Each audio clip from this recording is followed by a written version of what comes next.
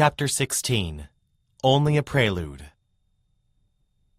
While the plans for Zion and the temple traveled by mail to Missouri, 9-year-old Emily Partridge leapt from her bed and rushed outside in her nightclothes. In the yard behind her house, not far from the temple site in Independence, she saw one of her family's large haystacks engulfed in flames. The fire reached high into the night sky, its bright yellow light casting long shadows behind those who stood by, helplessly watching the blaze. Accidental fires were common on the frontier, but this one was no accident. Small mobs had been vandalizing the Saints' property all through the summer of 1833, hoping to scare the newcomers away from Jackson County. No one had been hurt so far, but the mobs seemed to grow more aggressive with every attack.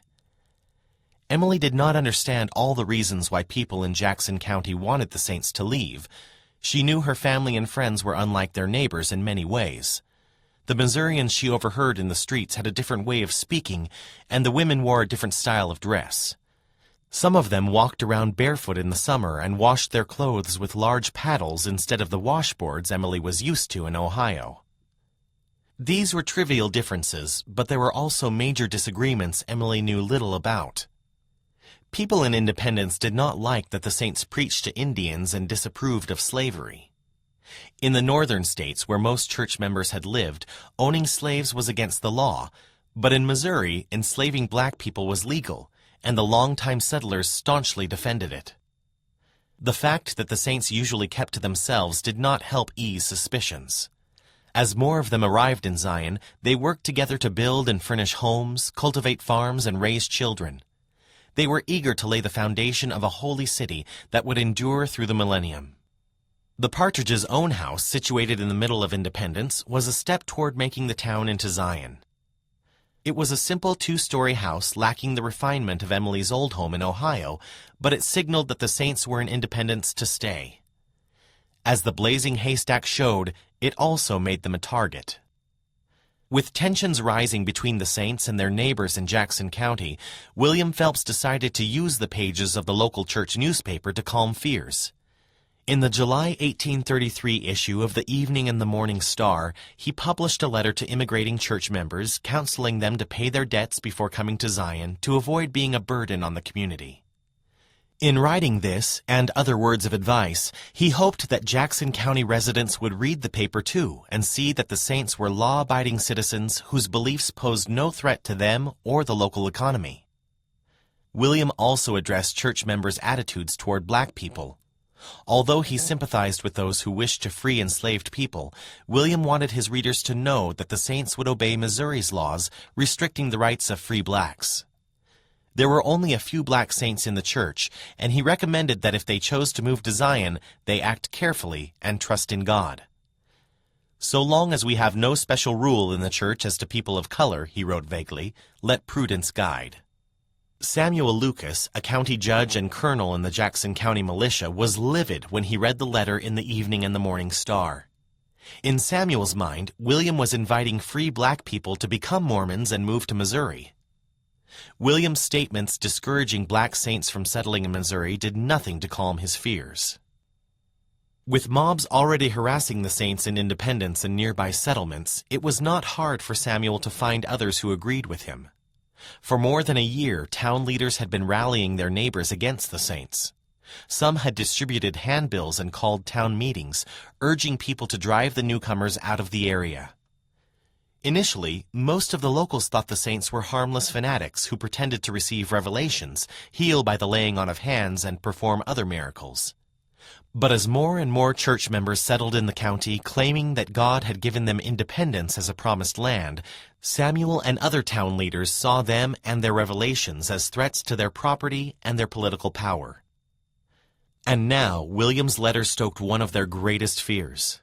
Just 2 years before, dozens of enslaved people in another state had rebelled and killed more than 50 white men and women in less than 2 days. Slave owners in Missouri and across the southern states dreaded something similar happening in their communities. Some people feared that if the Saints invited free blacks to Jackson County, their presence could cause slaves to yearn for freedom and rebel.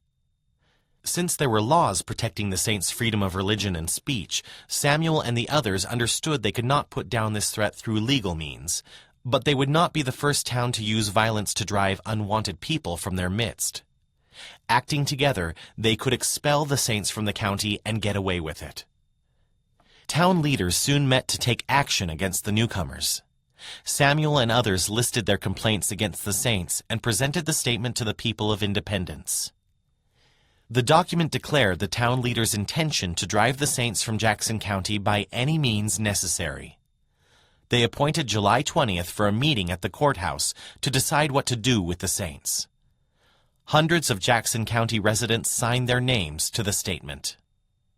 When he learned of the uproar, William Phelps tried desperately to undo any offense his newspaper article had caused. The Book of Mormon declared that Christ invited all to come unto him, black and white, bond and free, but William was more concerned about the entire county turning against the saints. Acting quickly, he printed a single-page leaflet recanting what he had written about slavery. "We are opposed to having free people of color admitted into the state," he insisted, "and we say that none will be admitted into the church."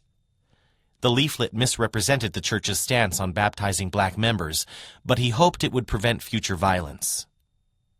On July 20th, William, Edward, and other church leaders went to the Jackson County Courthouse to meet with county leaders. The weather was unusually mild for July, and hundreds of people left their homes, farms, and businesses to attend the meeting and prepare to take action against the saints. Deciding to give church leaders a last-minute warning before resorting to violence, Samuel Lucas and 12 other men representing the community demanded that William stop printing the Evening and the Morning Star, and that the saints leave the county immediately. As the bishop in Zion, Edward knew how much the saints would lose if they gave in to the demands. Shutting down the printing press would delay the publication of the Book of Commandments, which was almost finished.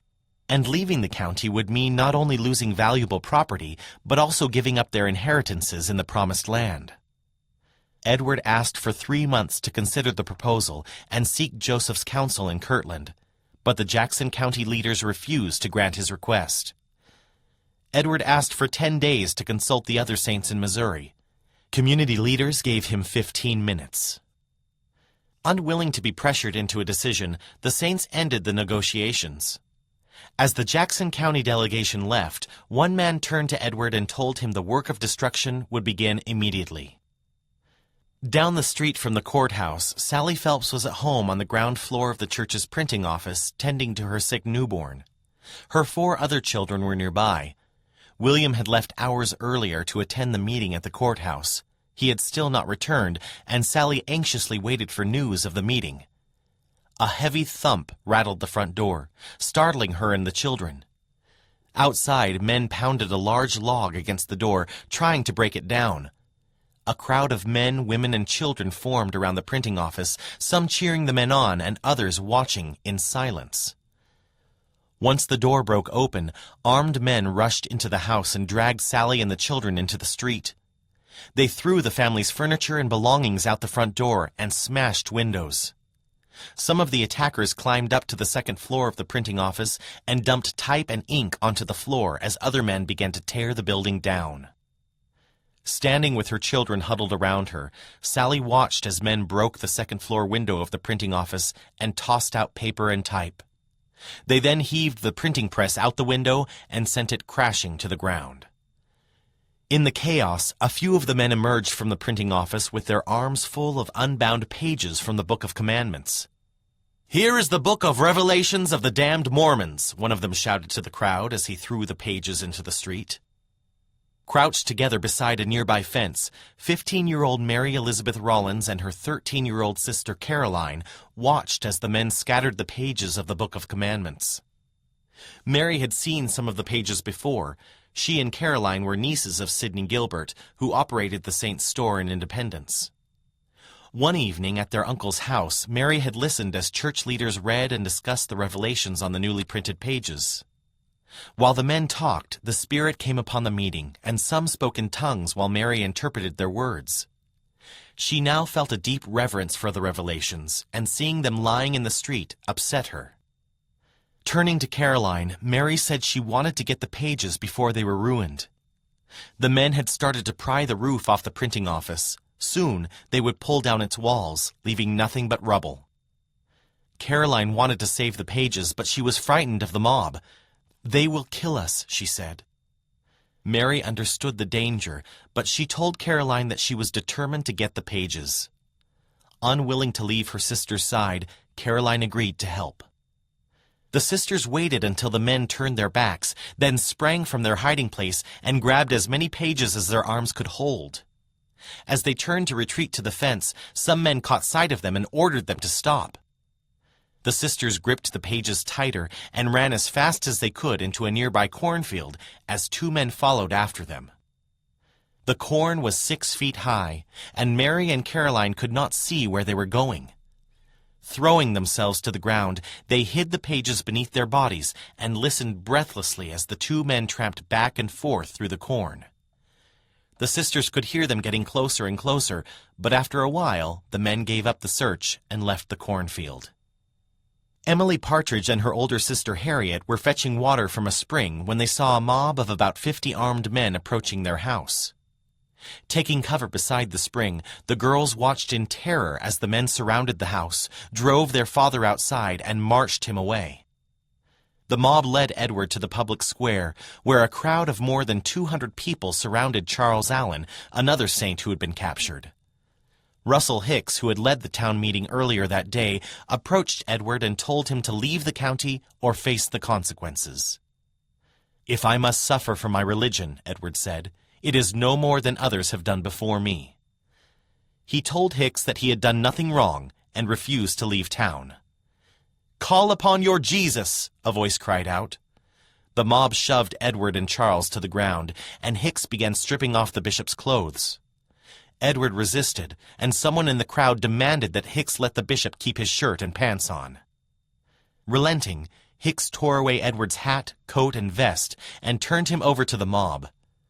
Two men stepped forward and covered the prisoner's head to foot in tar and feathers. The tar burned, eating away at their skin like acid. Nearby, a convert named Vienna Jacques was collecting scattered pages from the Book of Commandments off the street.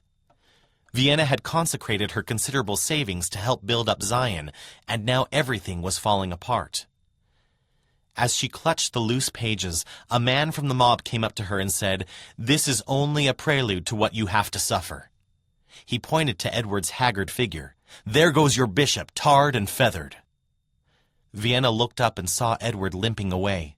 Only his face and the palms of his hands were not covered in tar. "Glory to God," she exclaimed. "He will receive a crown of glory for tar and feathers." Sally Phelps had no home to go back to that evening. She found shelter in an abandoned log stable next to a cornfield. With help from her children, she gathered brush to make beds. As she and the children worked, two figures appeared from the cornfield. In the waning light, Sally saw it was Caroline and Mary Rollins. In their arms, the sisters cradled stacks of paper. Sally asked what they had, and they showed her the pages they had collected from the Book of Commandments. Sally took the pages from the sisters and hid them safely beneath her brush-pile bed. Night was fast approaching, and she did not know what tomorrow held for Zion.